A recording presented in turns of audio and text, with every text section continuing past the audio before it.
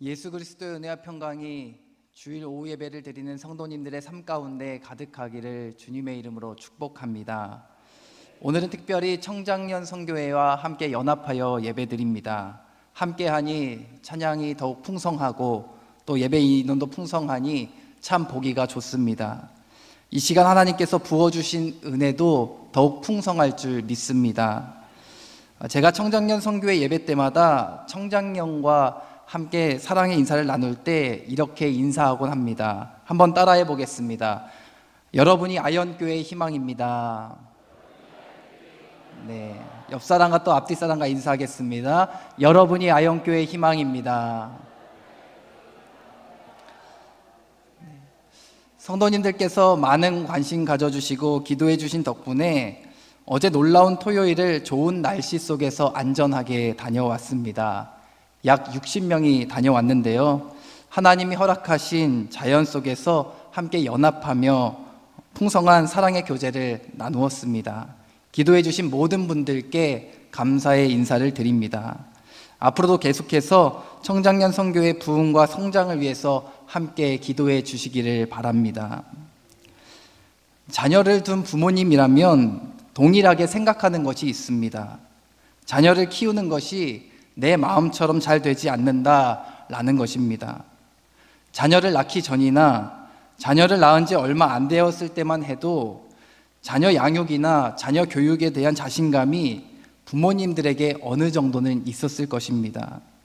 내가 지금까지 살아오면서 불편했던 것들, 힘들었던 것들, 하기 싫었던 것들을 생각하며 내 자녀에게는 그런 불편함과 힘듦을 주지 말아야겠다고 생각했을지도 모릅니다.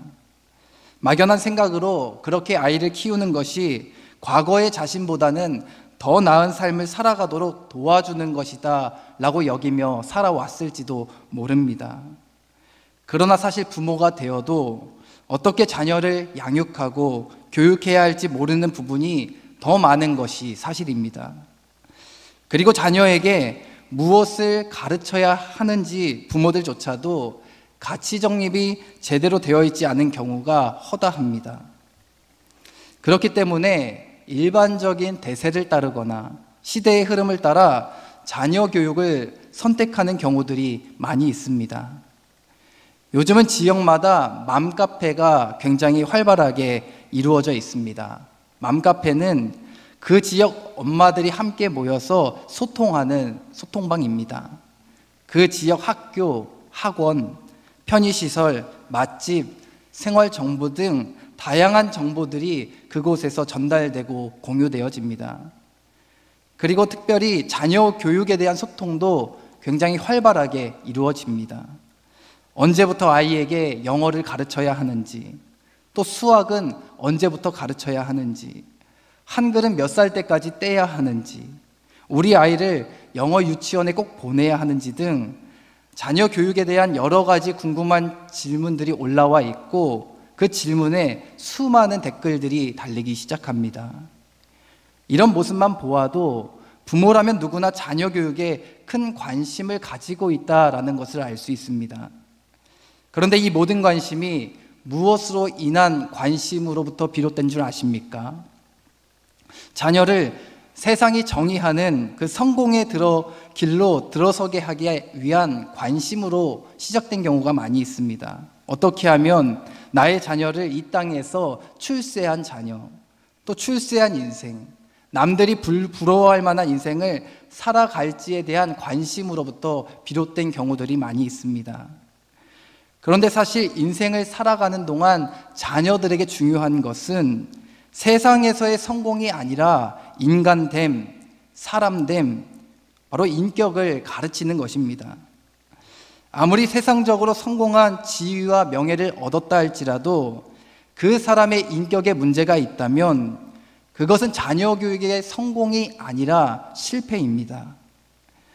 맹자의 질문 중 사람인 5개면 그 뜻이 무엇인 줄 아느냐라는 매우 유명한 질문이 있습니다. 여러분, 사람인 5개면 무슨 뜻입니까? 5명의 사람입니까? 아닙니다. 사람이면 다 사람이냐? 사람이 사람다워야 사람이지라는 뜻입니다. 이처럼 인생의 참 의미는 사람됨에 있는 것입니다. 아무리 실력이 뛰어나고 지식이 많고 가진 것이 많아 남들이 부러워할 만한 출세한 인생을 살았다 할지라도 사람됨, 즉 인격이 부족하다면 그 인생은 성공한 인생이 아니라 실패한 인생입니다. 그러므로 자녀를 교육하고 양육할 때 우리가 먼저 가장 가치를 두어야 할 것은 실력보다는 올바른 인격 형성인 줄 믿습니다. 예의, 예절, 정직, 겸손 등 삶의 품위를 가르쳐 주어야 합니다. 그런데 많은 경우 사람됨을 가르치려 하기보다는 성공적인 인생을 살아가는 효과적이고 효율적인 방법만 가르치려 합니다. 그러다 보니 자녀들에게서 올바른 인격 형성이 잘 이루어지지 않은 형상들이 자주 발견되곤 합니다. 그런데 여러분, 우리가 하나님을 믿는 백성이라면 하나님이 우리에게 맡겨주신 자녀를 주님 안에서 바르게 양육하는 일에 열심을 내야 하지 않겠습니까? 하나님을 믿는 부모라면 사람됨을 가르치는 교육을 넘어서서 참 그리스도인됨을 가르치는 데까지 나아가야 하는 것입니다.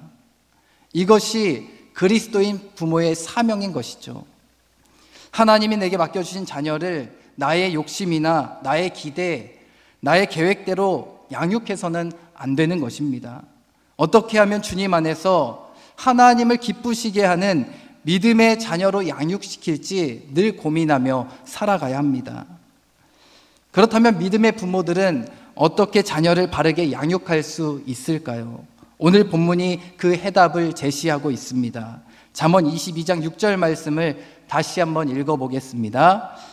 마땅히 행할 길을 아이에게 가르치라. 그리하면 늙어도 그것을 떠나지 아니하리라. 아멘. 세번역 성경으로 제가 읽어드리겠습니다. 마땅히 걸어야 할 그 길을 아이에게 가르쳐라. 그러면 늙어서도 그 길을 떠나지 않는다. 아멘. 이 말씀의 핵심이 무엇입니까? 어려서부터 자녀들에게 마땅히 가르쳐야 할 것을 가르쳐야 한다는 것입니다. 그렇다면 믿음의 부모들이 마땅히 가르쳐야 할 것이 무엇일까요? 바로 하나님을 경외하는 삶입니다. 하나님을 경외한다는 것은 하나님이 내 삶의 주인이심을 인정하는 것입니다. 또 하나님을 경외한다는 것은 하나님의 자녀로서 구별된 삶을 살아가야 한다는 책임의식을 갖도록 하는 것입니다.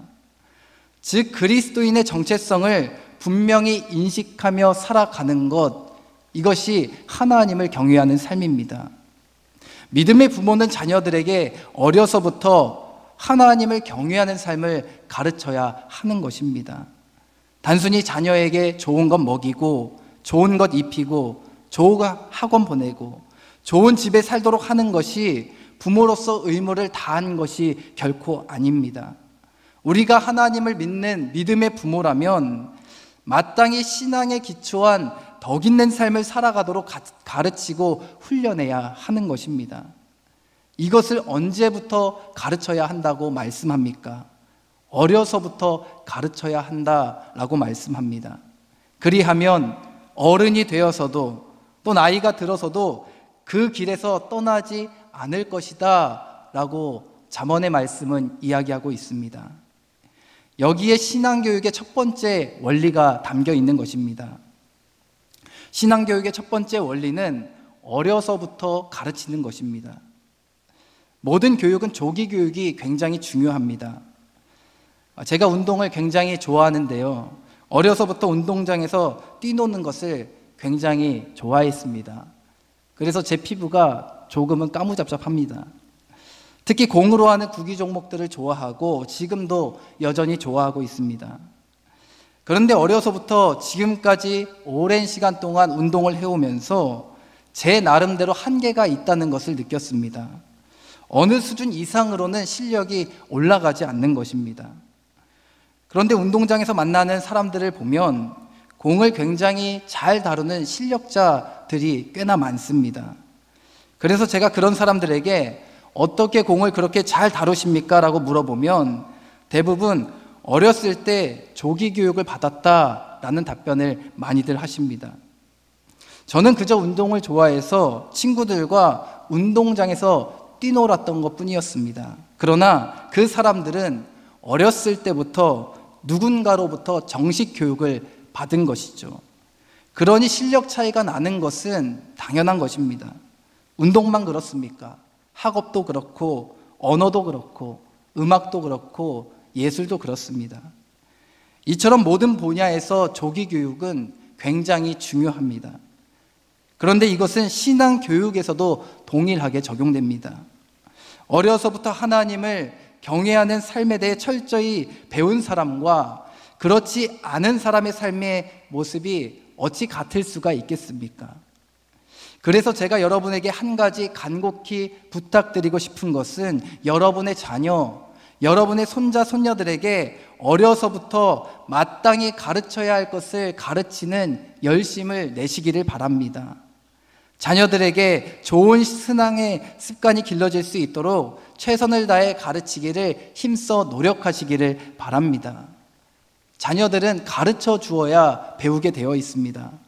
스스로 알아서 때가 되면 언젠가는 잘 하겠지라는 마음으로 자녀들을 방임하지 마십시오.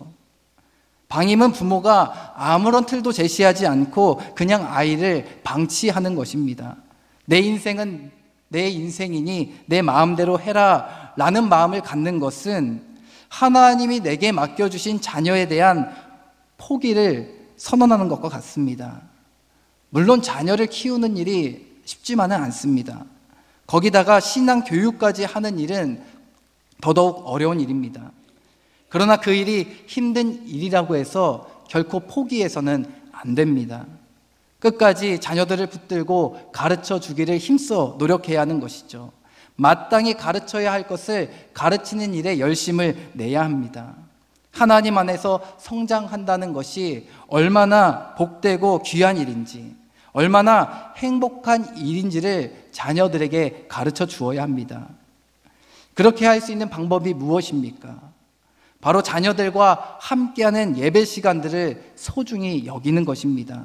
온세대 새벽 기도회, 또 고난주간 새벽 기도회, 청년과 장년이 함께하는 백년 기도 운동 등 부모와 자녀가 함께할 수 있는 그 예배의 자리를 사모하는 일에 열심을 내야 합니다. 그렇게 하나님 안에서 함께하는 그 아름다운 시간들이 하나씩 하나씩 쌓이다 보면 그 자녀들이 믿음의 자녀로 성장하는 것입니다. 저희 아이들이 아현교회에 와서 처음 경험해 보고 있는 것이 있습니다. 바로 금요기도회입니다. 이전 사역지에는 금요기도회가 없었습니다. 그 교회도 오래된 전통교회이다 보니까 통성기도보다는 묵상기도, 침묵기도 하는 것을 성도님들이 더 선호했습니다. 그런데 아현교회에 와서 저희 아이들이 금요기도에 처음 참석하더니 집에 와서 어떤 노래를 시작했는 줄 아십니까? 바로 주여 삼창 노래입니다. 첫째가 주여 외치면 둘째, 셋째가 주여 주여 외치기 시작합니다. 그리고 제가 금요기도의 설교를 담당하는 날이면 문 앞에서 제게 이렇게 신신당부를 합니다. 아빠, 오늘 앞에 나가서 주여 크게 외쳐야 돼. 더 크게 해 라고 이야기하는 것입니다. 제가 저희 아이들의 모습을 보면서 한 가지 깨달은 것이 있습니다. 아이들에게 이런 예배의 경험이 참으로 중요하다라는 것을 새삼스럽게 깨닫게 되었습니다. 이렇게 어린 시절부터 하나님 안에서 예배하는 기쁨을 누리며 자란 아이들의 미래가 어떨지 벌써부터 기대가 되지 않습니까? 바라기는 아현의 모든 성도들이 자녀들과 함께 또 손자, 손녀들과 함께 예배의 자리에 나와서 하나님이 부어주시는 기쁨과 은혜를 누리는 모든 가정이 되기를 주님의 이름으로 간절히 축원합니다. 신앙교육의 두 번째 원리는 시청각 교육이 필요하다라는 것입니다. 그저 말의 가르침이 아니라 삶의 가르침으로 교육해야 합니다. 말의 가르침은 지식 전달에 그칠 가능성이 매우 높습니다. 그러나 삶의 가르침은 마음을 움직이는 힘이 있고 삶을 변화시키는 힘이 있습니다. 하나님을 예배하는 자리를 지키는 것이 얼마나 소중한 일인지, 또 하나님을 찬양하는 것이 얼마나 큰 기쁨인지, 하나님께 기도하는 것이 얼마나 가치 있는 행동인지, 또 하나님께 예물 드릴 때에는 어떠한 마음과 태도도 드려야 하는지 등 여러 가지 신앙의 모습들을 삶으로 가르쳐 주어야 합니다. 저는 이번에 청소년부 겨울 수련회를 강사로 섬겼습니다. 제가 이번에 청소년부 겨울 수련회에서 말씀을 전하는데 참 은혜가 되는 모습이 있었습니다. 이번에 청소년부 친구들이 약 30명 정도 참석했는데 그중 8명이 고3 친구들이었습니다. 수련회 참석한 학년 중에 가장 많이 참석했던 학년이 바로 고3이었습니다. 그 모습을 보면서 참 멋지기도 하고 이쁘기도 하고 대견스럽기 했습니다. 그리고 마음 한편으로는 어떻게 이 아이들이 주님 안에서 이렇게 이쁘고 멋지게 잘 자랐을까라는 생각을 갖게 되었습니다. 그래서 제가 오늘 말씀을 준비하면서 청소년부 담당 전도사인 전재동 전도사님께 수련에 참석했던 그 고3 친구들의 이름 좀 알려달라고 말했습니다. 그리고 제가 무엇을 살펴보았냐면 그 친구들의 부모님은 과연 누구인가 라는 것을 한 명씩 살펴보았습니다. 왜냐하면 수련에 참석한 그 친구들의 믿음도 참 대단하지만 수련회를 보내주신 부모님들의 믿음은 더 크다고 생각했기 때문입니다.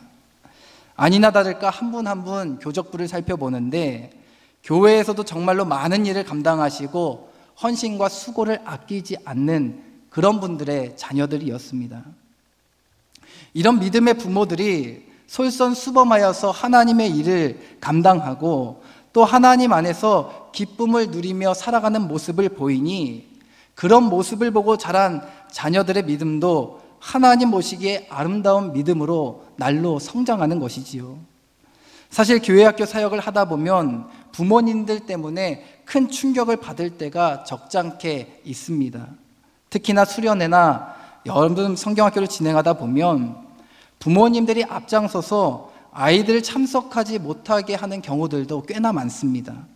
정작 아이들은 참석하고 싶은데 부모님들이 아이가 학원 가야 한다고 아니면 가족여행 가야 한다고 참석하지 못하도록 앞장서서 막는 것입니다. 부모님이 더 앞장서서 신앙교육에 열심을 내도 부족한 상황 속에서 부모님들이 그 길을 가로막는 것이죠. 이러한 신앙의 태도를 지닌 부모님 아래에서 자란 자녀들의 믿음의 모습이 어떨 것이라고 생각하십니까? 네, 여러분이 생각하는 그대로입니다. 아이들은 보고 배운 대로 따라하게 되어 있습니다. 그렇게 보고 자랐다면 그렇게 살아갈 가능성이 매우 높습니다. 자녀들의 신앙교육은 교회학교 교육도 중요하지만 가정에서의 신앙교육이 더욱더 중요합니다. 부모님의 신앙이 얼마나 견고한지에 따라서 자녀들의 신앙도 달라질 가능성이 매우 높습니다. 그러니 자녀의 신앙교육을 위해서라면 부모님들은 자신의 신앙의 성장과 성숙을 위해서 부단히 애를 써야 합니다. 하나님 앞에 바로 선 믿음의 사람, 믿음의 부모가 되기 위해 늘 예배, 말씀, 기도 생활을 충실히 하는 그런 아름다운 모습들을 자녀들에게 보여주어야 합니다. 말의 가르침을 넘어서서 삶으로, 믿음으로 살아가는 사람의 모습이 어떤 모습인지, 얼마나 가치 있고 의미 있는 행동인지를 보여주어야 합니다. 힘겨운 세상 속에서 믿음을 지키기 위해 부모님들이 얼마나 고군분투하며 살아가려고 몸부림치는지를 몸소 삶으로 보여주어야 하는 것입니다. 자녀들은 그 모습을 보며 도전받기도 하고 그렇게 살아가려는 결단을 갖게 되기도 합니다. 바라기는 이 자리에 계신 모든 분들이 그런 믿음의 삶을 살아갈 수 있기를 주님의 이름으로 축원합니다. 신앙교육의 마지막 원리는 마땅히 가르칠 것을 가르치는 일에 열심을 내야 한다는 것입니다. 우리가 믿음의 부모로서 마땅히 가르쳐야 할 것이 무엇입니까? 세상적인 지식이 아니라 하나님을 기쁘시게 하는 지혜를 가르쳐야 합니다.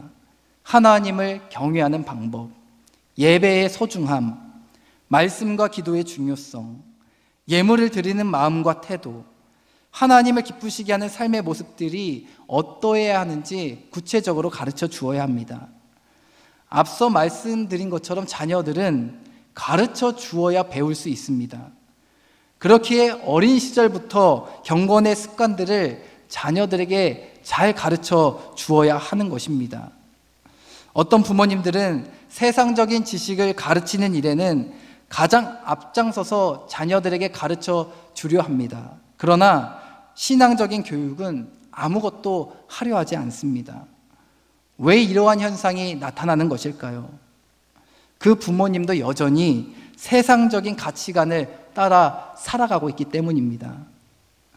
여러분, 교회를 다녀도 여전히 나의 가치관은 세상적인 가치관에 사로잡혀 있을 수 있습니다. 더욱 놀라운 것은 직분을 받아도 나의 가치관은 하나님 중심적인 가치관이 아니라 세상적인 성공과 번영만을 추구하는 그 세속적인 가치에 여전히 사로잡혀 있을 수 있다는 것입니다. 사실 예수님을 믿는다는 것은 가치관의 전환이 일어나는 것을 의미합니다. 나 중심적인 가치에서 타인 중심적인 가치로, 세상적인 가치관에서 하나님 중심적인 가치로 전환되는 것을 의미합니다. 그러니 자녀들에게 이 새로운 가치관을 잘 정립시켜 주어야 할 의무가 이 믿음의 부모들에게 있는 것입니다. 그러니 자녀들에게 하나씩 가르쳐 주어야 합니다. 말로도 가르쳐 주어야 하고 삶으로도 가르쳐 주어야 합니다.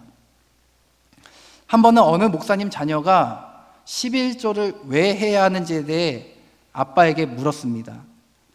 그래서 목사님이 11조는 믿음의 고백이야.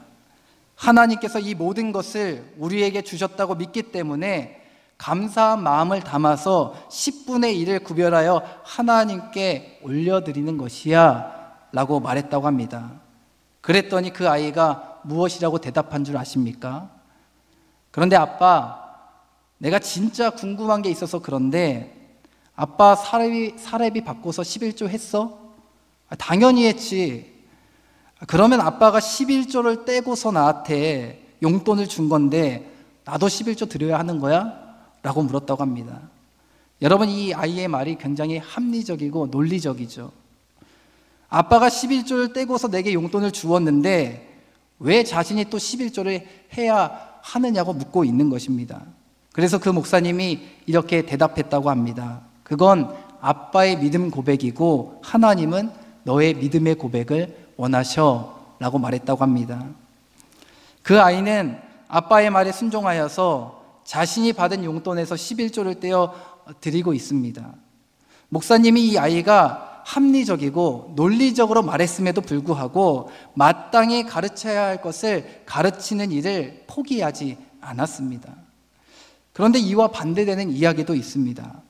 제가 사역했던 교회에서 어떤 권사님이 어느 날 표정이 너무 안 좋으시길래 무슨 일이 있느냐고 여쭈었습니다. 그랬더니 그 권사님이 하시는 말씀이 자기 아들이 권사직분 못 받은 것이 너무나 속상하다는 것입니다. 자기 아들의 친구들은 다 권사직분 받았는데 자기 아들은 권사직분 못 받은 것이 괜히 서운하다는 것입니다.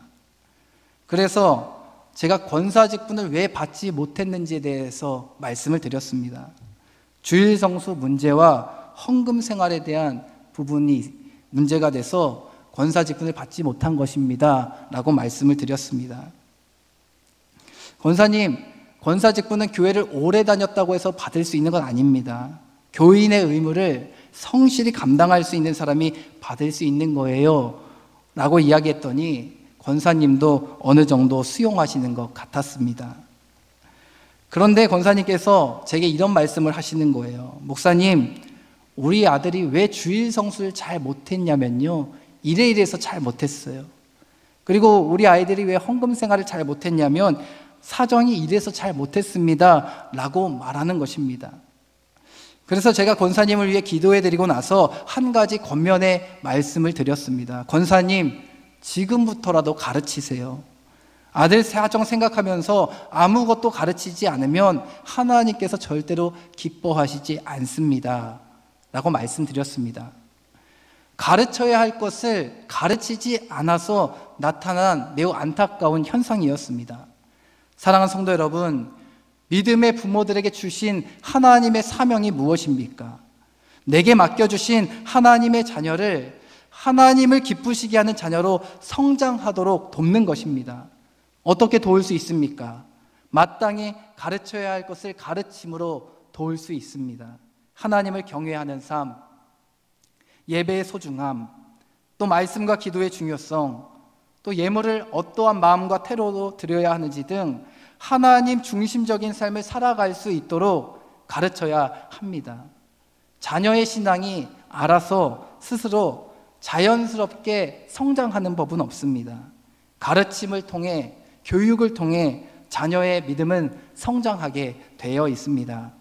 바라기는 우리 모두가 하나님께서 우리에게 맡겨주신 자녀들을 믿음의 자녀로, 또 믿음의 세대로 성장시켜 나아가는 믿음의 부모님들, 또 믿음의 선조들이 다 되시기를 주님의 이름으로 간절히 축원합니다.